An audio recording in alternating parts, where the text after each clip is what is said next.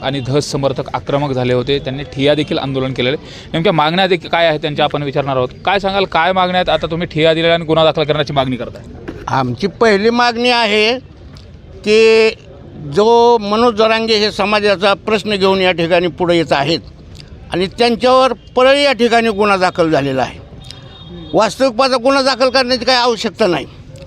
दुसरी गोष्ट, अन्यायाला वाचा फोडण्यासाठी सत्ताधारी पक्षातली आमदार सुरेश धस हे या ठिकाणी आवाज उठवलेला आहे आणि जे कोणी ह्याच्यात दोषी असतील त्यांना फाशीची शिक्षा झालेली पाहिजे.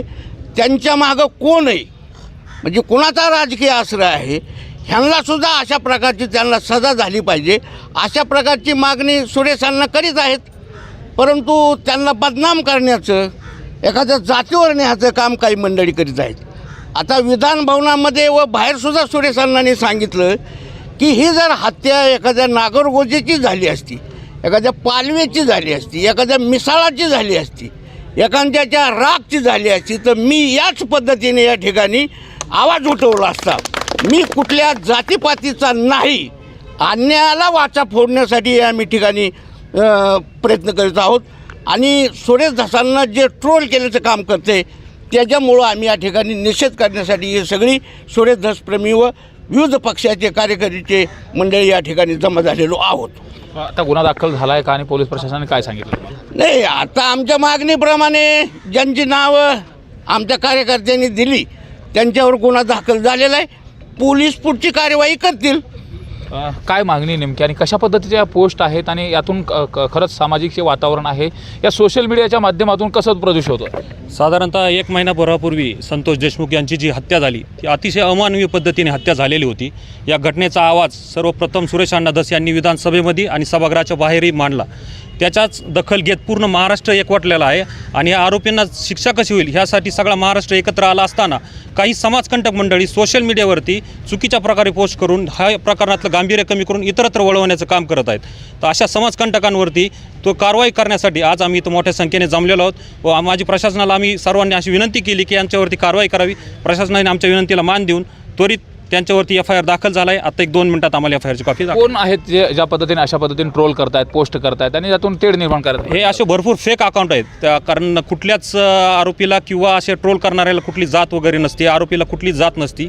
एक फेक अकाउंट तयार करून हे कुठंतरी एक 10 बाय 10ची कुठंतरी स्ट्रॉंग सोशल मीडियाची वॉर रूम तयार केलेली असेल, तिथून हे पोस्ट पडतात का किंवा कोणाच्या नावाचे फेक अकाउंट काढून करतात का ह्याचा शोध हा प्रशासनाने घ्यायला पाहिजे. ते नाव आम्ही नाही सांगू शकत. ह्याचा शोध कठोर कारवाई झाली पाहिजे. हो, 100% त्यांच्यावर अगदी कठोर कारवाई झाली. अगदी अमानुषपणे संतोष देशमुखांची हत्या केलेली, त्यामुळे त्या गुन्हेगाराला फाशी झाली पाहिजे. आणि मी एक नागरिक म्हणून सांगतो की याच्या पाठीमागं वाल्मिक कराडचाच हात आहे आणि त्याला या गुन्ह्यामध्ये सहआरोपी केलं पाहिजे अशी माझी मागणी आहे.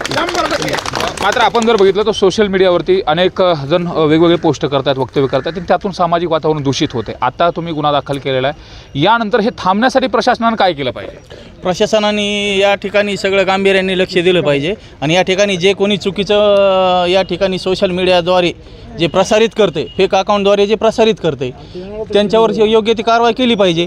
ती जर कारवाई झाली तर अशा प्रकारे यापुढे वक्तव्य होणार नाही. अच्छा, नेमकं आज तरुण देखील खूप मोठ्या प्रमाणात या ठिकाणी सहभागी झालेत. आता पोलीस प्रशासनाने काय तुम्हाला सांगितलं आणि काय नेमकी मागणी असणार आहे, कशा पद्धतीने न्याय मिळाला पाहिजे आणि ज्या पद्धतीने सुरेश धस असतील त्याचबरोबर मनोज जरांगे पाटील काय नेमक्या पोस्ट केल्या होत्या आणि ते करणारे कोण आहेत? ही सगळे सर्व जे आहेत ही सगळं जी होतं ही सगळं वाल्मिक कराडच ह्याच्या मागं आहे आणि हे सगळं दिसतंय. आणि जे कोणी अण्णाला जे ट्रोल करतात तर ते कुठं सुनील थोरवे आहे, परत तो बालाजी दोईफोडे आहे, हे जे कोणी जे आहेत ते समाजकंटक आहेत आणि त्यांनी एकदम म्हणजे असं खालच्या पातळीवर लिहित येतं. म्हणून आज आम्ही गुन्हा दाखल केला आहे. आम्हाला पोलीस प्रशासनाने भरपूर सहकार्य करून आमचं जे काय असेल मागणी ती आमची मान्य केली. त्यांनी आम्हाला कॉपी देतील आणि जे कोणी संतोष अण्णा देशमुखच्या हत्येच्या मागं कोणी असतील त्यांच्यावर लवकरात लवकर जी वाल्मिक कराडसारखा एक हे आहे त्याचं लवकरात लवकर 302 मध्ये नाव घ्यावे आणि त्याच्यावर गुन्हा दाखल करावा. न्याय मिळाला पाहिजे ही मागणी. काय आव्हान असेल लोकांना सगळ्यांना की अशा पद्धतीने जे काही समाजातली दुही निर्माण होते ही कुठेतरी थांबली पाहिजे आणि या अनुषंगाने प्रयत्न केला पाहिजे. जे फेसबुक वार करणारे आहेत, जे पोरं अशा पद्धतीने पेटवतात त्यांना काय सांगणार? त्या पोरांनी अशा प्रकारचं करायला नाही पाहिजे. कारण ही काय कुठल्या जाती धर्माची लढाई नाही. आता परळीचं जर वातावरण बघितलं तर आत्तापर्यंत जे खून झालेले आहेत ते सगळे वंजारा समाजाचे खून झालेले आहेत. तिथली राख आहे, तिथलं भंगार आहे, तिथलं काय मटेरियल आहे, ह्याच्या वादातून हे पवनचक्कीचे जे प्रश्न आहेत ते सर्व बीड जिल्ह्यामध्ये पसरलेलं आहे. आणि त्यामुळं ह्या एकमेव हा मराठा समाजाचा सरपंच आहे की तो एका मागासवर्गीय माणसाची सोडवण्यासाठी त्या ठिकाणी गेला आणि त्याचा राग म्हणून तो त्याला या ठिकाणी निर्गुणपणाने अशा प्रकारचा खून केलेला आहे. ही कुठल्या जाती धर्माची लढाई नाही आहे. तर ह्याच्यात मी सांगितल्याप्रमाणे जितके खून झालेले आहेत तितके जास्त खून हे वंजारा समाजाचेच झालेले आहेत. तर ती ही जातीपातीची कुठली लढाई नाही, ती सुरेश अण्णांनी जो प्रश्न उपस्थित झालेला आहे अन्यायाविरोधातला आहे. आता काय आमचे सगळे मित्रच आहेत बाकीचे बी, ते काही कुणी आम्हाला भेटतात म्हणतात की अण्णा जे बोलते ते खरं आहे आणि हे व्हायलाच पाहिजे होतं. कारण ही सगळी गुंडगिरी फार टोकाला पोहोचली होती. जिल्हा सोडून फार भूम, परांडा, जामखेड, करमाळा इतक्यापर्यंत फार पुण्यापर्यंत पोहोचली होती ही सगळी कोल्हापूर दहशत.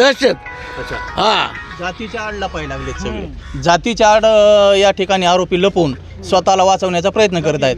या ठिकाणी जातीय रंग दिला जात आहे. वास्तविक पाहता जातीय रंग देण्याचा या ठिकाणी प्रश्नच येत नाही. आणि ते जे का कुठल्या समाजाचे असतील, कुठल्याही आरोपीला या ठिकाणी जात नसते, तो समाजकंटकच असतो, समाज विघातकच असतो. आणि यापूर्वी जेवढ्या हत्या झालेल्या आहेत त्या सगळ्या हत्या कुणाच्या झाल्यात हे तुम्ही तपासून पहा ना. म्हणजे आरोपीला जात धर्म नसतो, मात्र ज्या पद्धतीने आता हे रंगवलं जाते खरंच हे चुकीचं आहे आणि यात संताप येत आहे. नक्कीच हे दोन्ही समाजातील सर्वच नेत्यांनी, कार्यकर्त्यांनी याविषयी जागृत आणणं महत्त्वाचं आहे. कारण हा अन्यायाविरुद्धचा लढा आहे आणि या महाराष्ट्रामध्ये सुरेश अण्णा धस यांच्या माध्यमातून अन्यायाच्या विरोधात लढण्याचं काम सुरेश अण्णा करत आहेत आणि त्याला सर्वांनी साथ दिली पाहिजे. कारण ते कुठल्याही जातीच्या विरोधात लढत नाहीत किंवा कोणाच्याही विरोधात लढत नाही, तर ते अन्यायाच्या विरोधात लढत आहेत. तर सर्व जनतेला माझी विनंती आहे की अन्यायाच्या विरोधात सर्वांनी उभं राहिलं पाहिजे आणि संतोष देशमुख यांना न्याय मिळाला पाहिजे आणि त्यांच्या मारेकऱ्यांना फाशी झाली पाहिजे. आपण पाहतोय हे पाटोदा पोलीस स्टेशनमध्ये आक्रमक झालेल्या समर्थकांनी आता गुन्हा दाखल करण्याचं पोलिसांनी आश्वासन दिलेलं आहे. त्यानंतर हा ठिय्या मागे घेतला आहे. मात्र एकूणच जर बीड जिल्ह्याची परिस्थिती बघितलं तर सोशल मीडियावरती ज्या पद्धतीने समाज माध्यमावरती वापर करत असताना चुकीच्या पोस्ट टाकल्या जातात, नेत्यांच्या बाबतीमध्ये वापरली जाणारी जी भाषा आहे ती देखील खालच्या पातळीची भाषा आहे. या संदर्भात पोलीस अधीक्षक यांनी आता सोशल मीडियावरती देखील वॉच ठेवायला सुरुवात केली, गुन्हे देखील दाखल करायला सुरुवात केलेली आहे. मात्र बीड जिल्ह्याचं जे काही सामाजिक संतुलन आहे आणि ज्या पद्धतीने आता ही परिस्थिती निर्माण झालेली आहे, जी धुमसत असलेलं बीड आहे हे शांत करण्याच्या अनुषंगाने प्रशासनानं ठोस पावलं उचलणं गरजेचं आहेच. त्याचबरोबर संतोष देशमुख यांचे जे हत्यारे आहेत त्यांना देखील कठोर शासन झालं पाहिजे. आरोपीला जात नसतो, आरोपीला धर्म नसतं, आरोपी हा आरोपी असतो.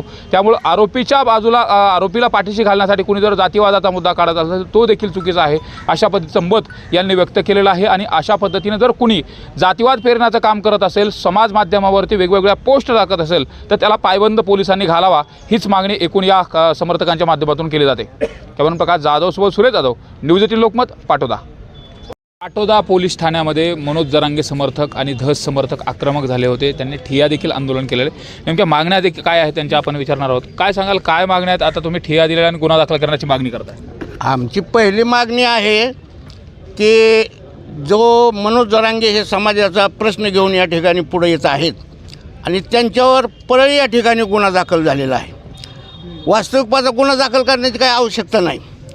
दुसरी गोष्ट, अन्यायाला वाचा फोडण्यासाठी सत्ताधारी पक्षातली आमदार सुरेश धस हे या ठिकाणी आवाज उठवलेला आहे आणि जे कोणी ह्याच्यात दोषी असतील त्यांना फाशीची शिक्षा झालेली पाहिजे. त्यांच्या मागं कोण आहे, म्हणजे कोणाचा राजकीय आश्रय आहे, ह्यांनासुद्धा अशा प्रकारची त्यांना सजा झाली पाहिजे. अशा प्रकारची मागणी सुरेशांना करीत आहेत. परंतु त्यांना बदनाम करण्याचं, एखाद्या जातीवर न्यायचं काम काही मंडळी करीत आहेत. आता विधान भवनामध्ये व बाहेरसुद्धा सुरेश अण्णांनी सांगितलं की ही जर हत्या एखाद्या नागरगोजेची झाली असती, एखाद्या पालवेची झाली असती, एखाद्या मिसाळाची झाली असती, एखाद्याच्या रागची झाली असती तर मी याच पद्धतीने या ठिकाणी आवाज उठवला असता. मी कुठल्या जातीपातीचा नाही, अन्यायाला वाचा फोडण्यासाठी आम्ही ठिकाणी प्रयत्न करीत आहोत. आणि सुरेश धसांना जे ट्रोल केल्याचं काम करते त्याच्यामुळं आम्ही या ठिकाणी निषेध करण्यासाठी ही सगळी सुरेश धसप्रेमी व विविध पक्षाचे कार्यकर्ते मंडळी या ठिकाणी जमा झालेलो आहोत. आता गुन्हा दाखल झाला आहे का आणि पोलीस प्रशासनाने काय सांगितलं तुम्हाला? नाही, आता आमच्या मागणीप्रमाणे ज्यांची नावं आमच्या कार्यकर्त्यांनी दिली त्यांच्यावर गुन्हा दाखल झालेला आहे. पोलीस पुढची कार्यवाही करतील. काय मागणी नेमकी आणि कशा पद्धतीच्या पोस्ट आहेत आणि यातून खरंच सामाजिक जे वातावरण आहे या सोशल मीडियाच्या माध्यमातून कसं